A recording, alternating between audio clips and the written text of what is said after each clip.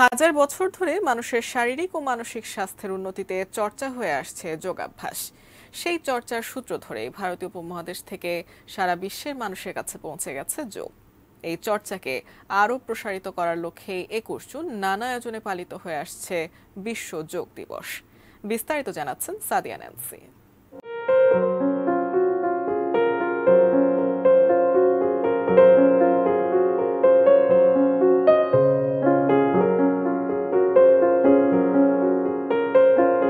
সুস্থ দেহ সুস্থ মন, বেঁচে থাকার অবলম্বন।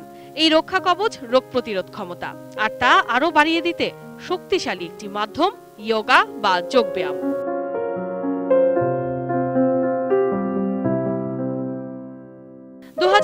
সালে জাতিসংঘ যোগা দিবসের স্বীকৃতি দেওয়ার পর থেকে নানা আয়োজনে প্রতি বছরই বিশ্বব্যাপী পালিত হয় দিনটি।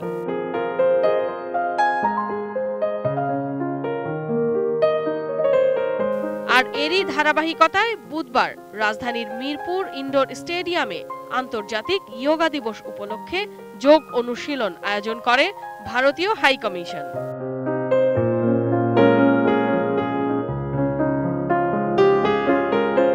যেখানে যোগ দিয়ে যোগা প্রেমীরা জানালেন শরীর ও মন ভালো রাখতে যোগ ব্যায়ামের কোনো বিকল্প নেই। আমি পার্সোনালি যোগা প্র্যাকটিস করি, যোগা নিয়ে কোর্সও করেছি, আর ব্যক্তিগতভাবে আমি একজন চিকিৎসক। যোগা আমি করছি 2018 থেকে। এটা আমি পার্সোনালি অনেক উপকৃত হয়েছি। পার্সোনালি আমি দেখেছি যে অনেক হেলথ ইস্যুস আমার পেশেন্টদের মধ্যে এবং চারপাশে সব কিছুতে যখন আমি দেখেছি যে যোগার ইম্পর্টেন্স মানুষের মধ্যে, কোভিডের মধ্যে আমরা দেখেছি, প্যান্ডেমিকের মধ্যে দেখেছি যে ব্রিদিং এক্সারসাইজ এটাও কিন্তু যোগার সাথে রিলেটেড। তো আমরা পেশেন্টদেরকে বলি যে ব্রিদিং করেন বা ব্রিদিংগুলো প্র্যাকটিস করেন। তো এটার সাথে যোগা কানেক্টের সাথে আছে ফিজিক্যাল এক্সারসাইজগুলো, যেগুলোকে আমরা আসানা বলি। সব কিছু মিলে আসানা, প্রাণায়াম, তারপর হচ্ছে মেডিটেশন, এগুলো আমাদের regular day to day life ইমপ্রুভমেন্টে অনেকটা হেল্প করবে। যিনি প্র্যাকটিস করবেন তিনি তার জীবন দিয়ে, তার এক্সপিরিয়েন্স দিয়ে বুঝবেন যে এটার ইম্পর্টেন্সটা কতটুকু। প্রথমে হচ্ছে আমি যদি আসানা বা ফিজিক্যাল পশ্চারগুলোর কথা বলি, বলতে হবে যে কোনো ধরনের আমরা এখন অফিস ওয়ার্ক অনেক বেড়ে, চারপাশে কর্পোরেট মানুষজন যারা আছেন সকলেই হচ্ছে বেসিক্যালি টেবিল ওয়ার্ক করতে হচ্ছে, অনেকক্ষণ ল্যাপটপ বা পিসির সামনে বসে থাকতে হচ্ছে।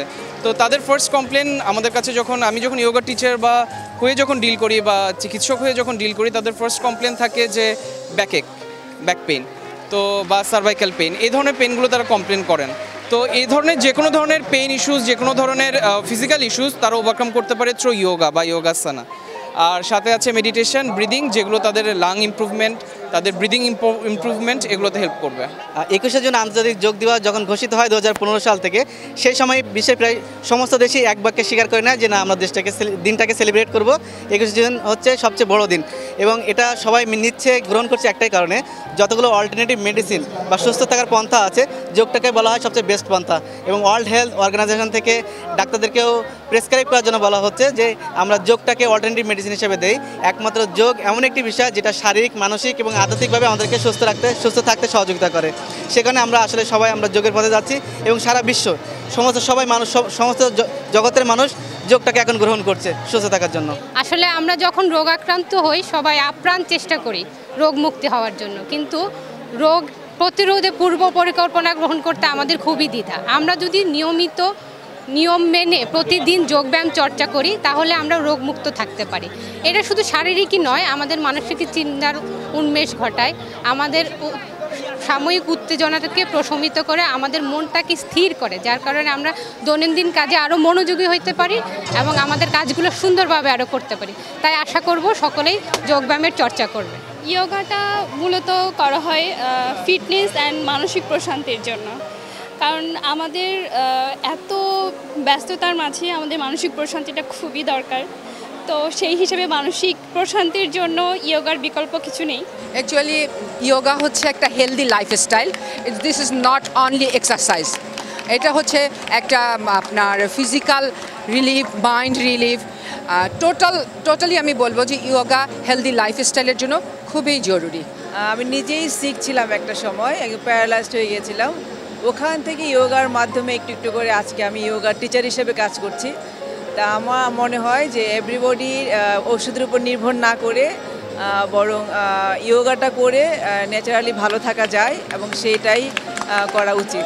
করোনার আগে তেমন একটা ছিল না, করোনায় এমনও হয়েছে যে আমি আমার স্টুডিওতে জায়গা দিয়ে করাতে পারছিলাম না। করোনার পরে অনেক মানুষ ইয়োগা সম্বন্ধে বুঝেছে, এখন ঘরে ঘরে আমার মনে ইয়োগা করে। আমার একটা স্টুডেন্ট আছে, তার মেয়ে দেখে দেখে ইয়োগা শিখে ফেলেছে, তো এটা আমার সবচেয়ে খুব ভালো লেগেছে আর কি।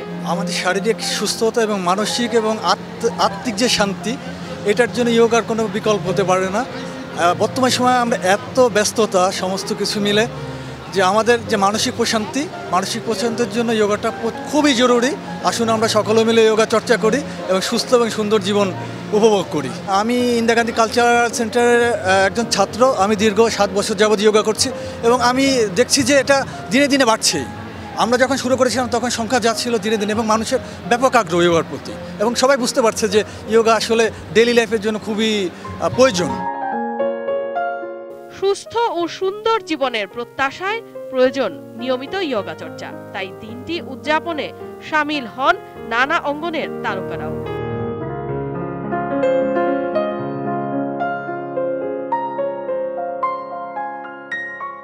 অনুষ্ঠানটি উদ্বোধন করে শারীরিক ও মানসিক অবসাদ নিরসনে ইয়োগার গুরুত্ব তুলে ধরেন ভারতীয় high commissioner.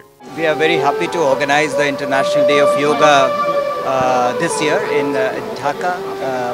It's well known that yoga is the unique contribution of our ancient civilization to the modern world. When we do yoga, we try to unite our mind with body, our thought with our action, and we also try to connect with nature. So yoga actually signifies a holistic approach to wellness and health. It is with this conviction that yoga can unite the humankind worldwide that Prime Minister of India, Shri Narendra Modi, during his address at the United Nations General Assembly in 2014, proposed that we celebrate an International Day of Yoga. And soon afterwards, in December 2014, the United Nations General Assembly, with consensus, declared June 21 every year to be celebrated as the International Day of Yoga. That declaration showcased the very strong unifying powers of yoga, its universal acknowledgement of its benefits, and the universal popularity of yoga across the world. The theme of this year's yoga celebrations is Vasudhaiva Kutumbakam, which means, it's a Sanskrit phrase, which means the whole world is one family. This is basically to focus on the unifying powers of yoga. It can bring humankind together at a time when we are facing so many challenges in the world.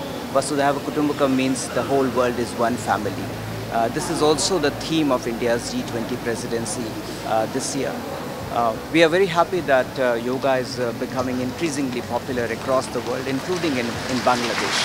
And as India-Bangladesh relations have such unique historical, people-to-people and cultural links, we believe that our shared heritage of yoga can also be a new unifying factor to bring our people closer together, and can become a source, an inspiration for our holistic health, wellness and happiness. So I'm very happy that so many people have come here to celebrate the International Day of Yoga. There is so much of interest which is visible in the presence of large number of media. I thank you for covering this event, and we hope that your coverage of this event will make yoga even more popular in the days to come in Bangladesh. So thank you very much. I really think we can make yoga a new feature of our cultural exchange between India and Bangladesh. ভারতীয় উপমহাদেশে যোগ চর্চা শুরু হয় প্রায় ৬০০০ বছর আগে। সেই সুফল পাওয়ায় দিন দিন বিশ্বব্যাপী সমাদৃত হচ্ছে যোগ চর্চা। Sadia Nancy, ATN news, Dhaka.